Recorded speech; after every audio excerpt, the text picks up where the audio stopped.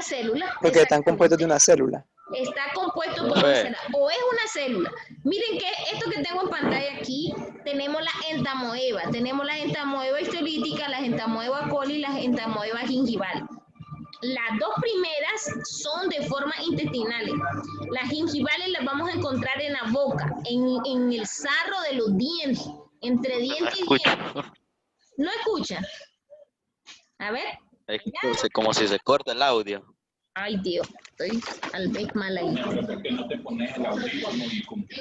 dije que me lo trajera y no me lo trajo Dylan. Bueno, entonces, lo que yo quiero explicarles es que cuando hablamos de unicelulares, se refiere a que es una célula. Y tenemos el otro grupo que dice que es pluricelulares. A ver, Yader, ¿qué me dice sobre los pluricelulares?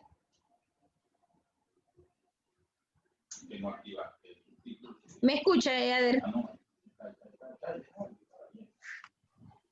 Sí, profe. Dígame. ¿Cómo dijo? ¿Qué entiende usted por pluricelulares? Son los parásitos que se albergan en más de una célula. Exactamente, están compuestos por muchas células. ¿Usted cree que nosotros somos unicelulares o pluricelulares? Nosotros los humanos. Pluricelulares. Pluricelulares, exacto, porque formamos órganos, formamos tejidos, formamos diferentes tipos ya de sistemas. Entonces, los parásitos tenemos tres grandes grupos que son los protozoarios, los helmintos y los artrópodos. Entre estos tres grupos, los que vamos a estudiar a profundidad, de hecho son los tres, ¿verdad? Pero vamos a estudiar los protozoarios y los helmintos. Ahora, recordemos en las generalidades, dijimos que los parásitos son complejos. ¿Por qué son complejos? A ver, yo voy a preguntarle a Débora. Débora, dígame por qué cree usted que son complejos los parásitos.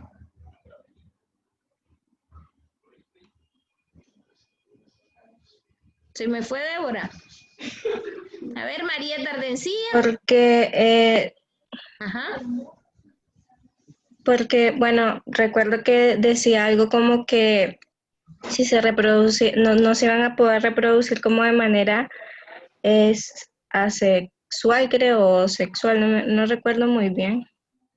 La idea es que el parásito es complejo porque tiene, primero, su forma de reproducción tiene dos tipos. Nosotros no tenemos dos tipos de reproducción. La reproducción de nosotros es de manera sexual. Y los parásitos se pueden reproducir de manera sexual. De manera sexual y de manera sexual. Exactamente. Y otra de las complejidades que es de mayor importancia, ¿cuál cree usted que es?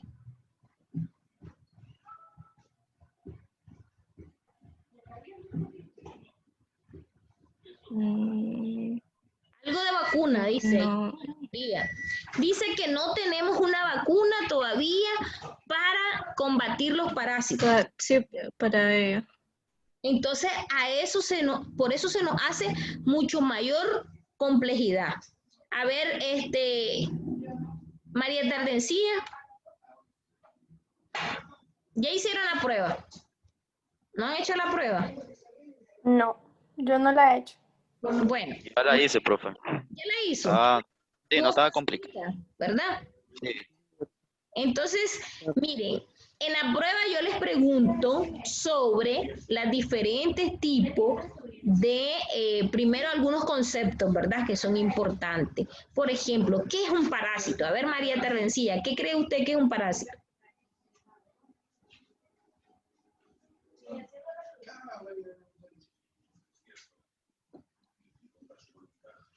Sí, no fue María Tardencía, a ver. A ver, alguien que quiera contestar, por favor. No ser eucariotas. Los parásitos son aquellos organismos eucariotas que necesitan de otro tipo de especie para poder hacer su reproducción, pero al mismo tiempo pueden ocasionarle daño. En este caso, un hospedador. Entonces, ¿ustedes qué creen que es un simbiosismo? Belkis, a ver, dígame. Es cuando el parásito necesita de un hospedador, pero no le causa ningún daño. Perfecto. Y si es lo mismo decir mutualismo que simbiosismo.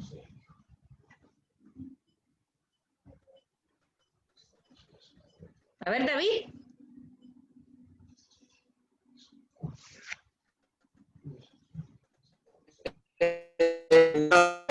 No, doctora. Con ambos conceptos, el mutualismo se necesitan indispensablemente para estar juntos, sean los dos. En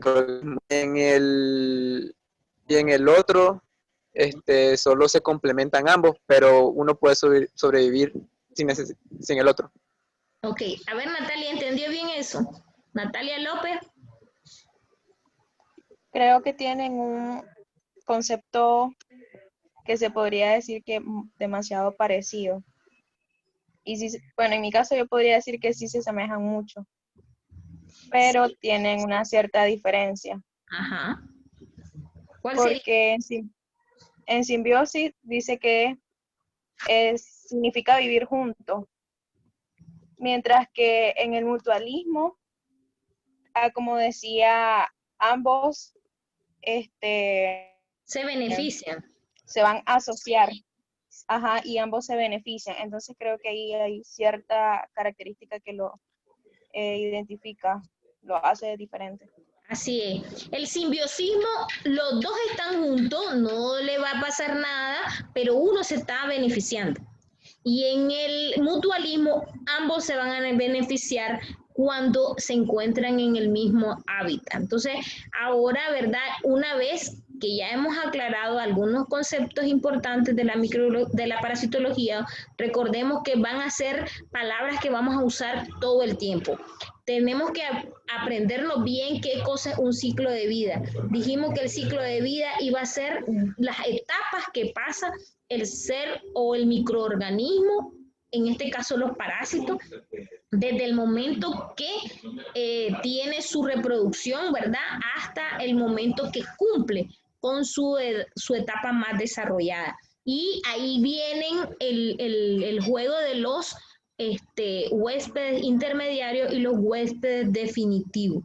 El huésped intermediario va a tener al parásito en su forma menos desarrollado, cuando está chiquito, por decirlo así, y el huésped definitivo va a tener al parásito en su etapa más desarrollada.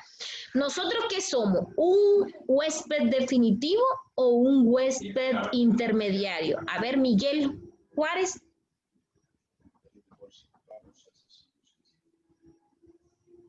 A ver, Miguel. ¿Qué somos nosotros? Segundo.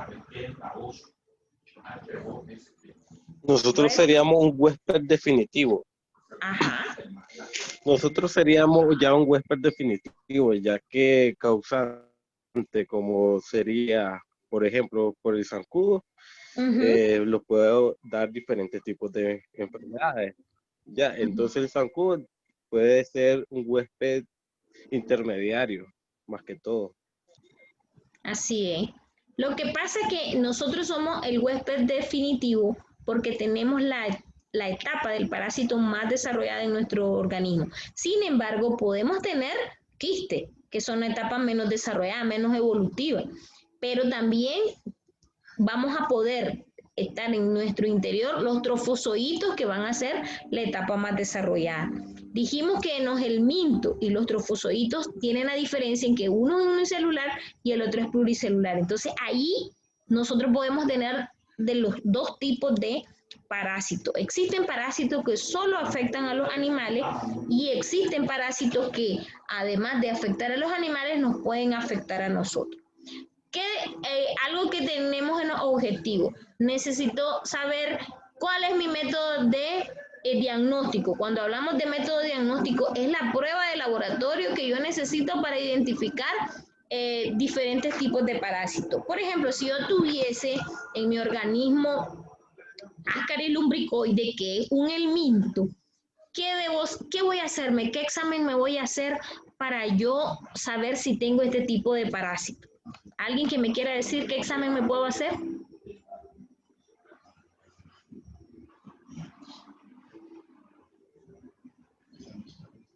A ver, Brian, ¿usted sabe qué examen se puede hacer si tiene algún parásito? Un examen ¿De ese o de sangre? Podemos hacer ambos. ¿Por qué les digo ambos? Primero, si son intestinales, un examen de ese. Pero si son tisulares, podemos hacer una biopsia. Podemos hacer, cuando hay malaria, cuando tenemos la enfermedad de la malaria, podemos hacer un examen de sangre y ahí vamos a ver la fase evolutiva del parásito. Sin embargo, la muestra de ese se va a utilizar precisamente solo para investigar parásitos intestinales. ¿Y qué vamos a llevar al laboratorio? Una muestra de ese. Cuando hay personas, ustedes han escuchado decirte que no me sale parásito, pero hay otros métodos. Se puede hacer un seriado, hacer 3 días seguidos el tipo de examen de ese, para ver si en uno de esos días el parásito pudo haber sido arrastrado por las heces fecales y las podemos observar al microscopio. Y siempre, los que vamos a observar al microscopio son los unicelulares. Vimos que en los helmintos son pluricelulares, pero su etapa menos evolutiva, que sería en los huevos, en este caso los helmintos pueden ser huevos y adultos, ese sí lo vamos a observar en la heces fecales. Bueno, no vamos a profundizar más porque lo que estamos viendo en el tema de hoy es clasificación de los parásitos. Entonces solo quiero que recordemos, a ver, Francela, cómo se clasifican de manera general los parásitos. Tenemos 4 clasificaciones específicamente de manera general. A ver, Francela. Francela. Se me fue Francela. A ver, María. Diga, profesora. A ver, Pueden ser. Dígame cuál es la clasificación general de los parásitos. Pueden ser el mirto. No. A ver, primero Francela. ¿Quién responde? Francela primero. Bueno, usted nos dijo que se dividían de la siguiente manera. Los protozoarios, que son seres unicelulares, es la primera división, que dice que necesitan ser vistos bajo el microscopio por el hecho de ser unicelulares. Y los metazoarios, que son pluricelulares, que ya van a ser un poco más microscópicos, que usted nos decía la lombriz de tierra, y algunos parásitos que nosotros como seres humanos tenemos. Dentro de ellos están los helmintos y los artrópodos. A ver, María, dígame si tiene razón Francela. Doctora, sí tiene mucha razón. A ver, miren en pantalla, les estoy compartiendo una diapositiva donde dice parasitosis y las clasificaciones. Yo les pregunté, clasificación de manera general. Se van a clasificar según su morfología, ¿sí?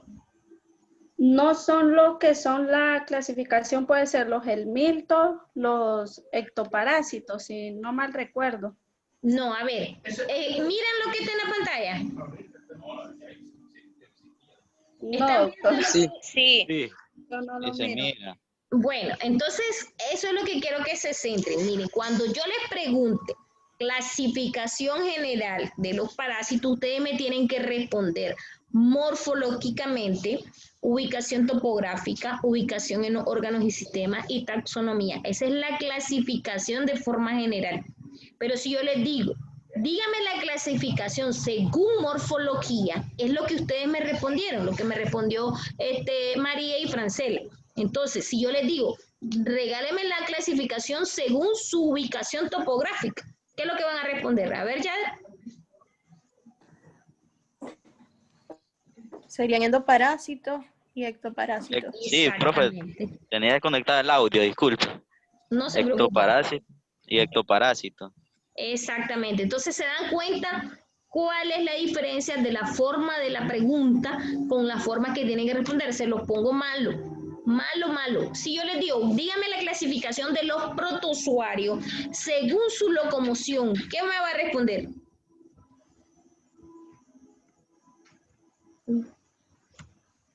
Aquí se las voy a ubicar para que la miren. Sí, diga. Se van a clasificar en pseudópodos, flagelos, cilios y amotiles.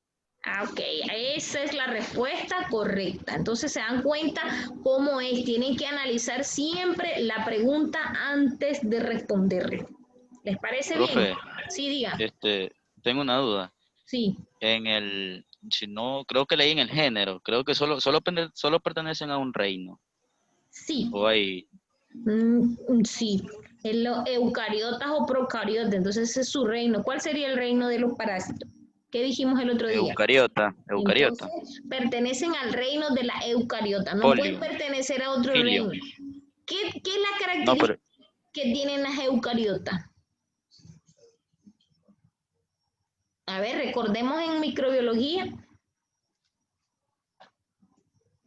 Las eucariotas tienen pared celular, tienen citoplasma, tienen flagelo, etc. Mientras que los procariotas, a ver, ¿qué iba a decirme? No, le iba a responder, pero ya Dígalo. No importa, repítalo. Es para que todos quedemos bien ubicados en la diferencia.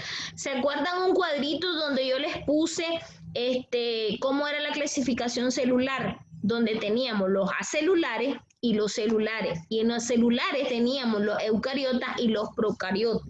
En las procariotas solo vamos a tener las bacterias y en las eucariotas vamos a tener a los parásitos y los hongos. Entonces, eso lo tenemos que tener siempre presente, que cada uno de ellos es muy diferente, que en vez de que tenga núcleo, la procariota tiene un nucleolo y solo tiene el citoplasma y algunas vacuolas, algunos elementos, mientras que la eucariota tiene vacuola, tiene retículo endotelial, tiene el esqueleto, el citoesqueleto, la pared celular y las membranas externas tiene algunos apéndices. Y en las procariotas, que van a ser las donde se ubican las bacterias tienen una membrana citoplasmática y una membrana externa, que hablábamos de las bacterias gram negativa y gram positiva. Entonces, en este caso, los parásitos pertenecen al reino de las eucariotas. Entonces, quedamos claros con eso, ¿verdad? Doctora, una consulta. Sí, diga. ¿Cuál es el libro que vamos a estar utilizando para leer lo de los científicos? Es que no sé cuál es el libro que... Mire, usted específico puede para encontrar eso. Sí, la microbiología médica, que es la que habíamos visto el semestre pasado, ¿verdad? Y ahí perfectamente pueden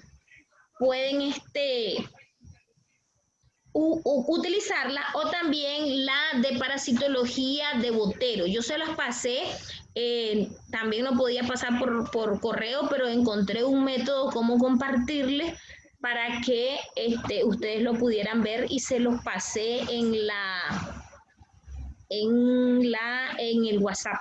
Entonces, por alguien que no tenga, ¿verdad? Todavía el WhatsApp, pueden mandármelo y yo se los paso, o se los voy a poner en el grupo para que lo puedan ver. No sé si, doctora, muchas gracias. Profe, también lo pueden encontrar en Histología y la Parasitología, 5ª edición, ahí salen también. Imagínense, ahí está. Bueno, entonces yo creo ahí están que los cuadros. Está bien, perfecto. Y quiero que hagan uso de todas esas herramientas que tienen. Cualquier pregunta, yo voy a abrirlo del foro, ¿verdad? Para el próximo día.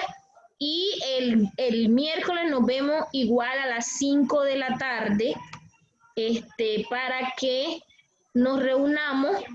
Y cualquier pregunta, ya vamos a entrar en tema sobre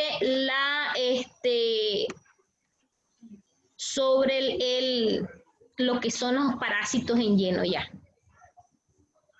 ¿Les parece bien? Sí, doctora. Ok. Perfecto. Nos despedimos hasta el próximo día.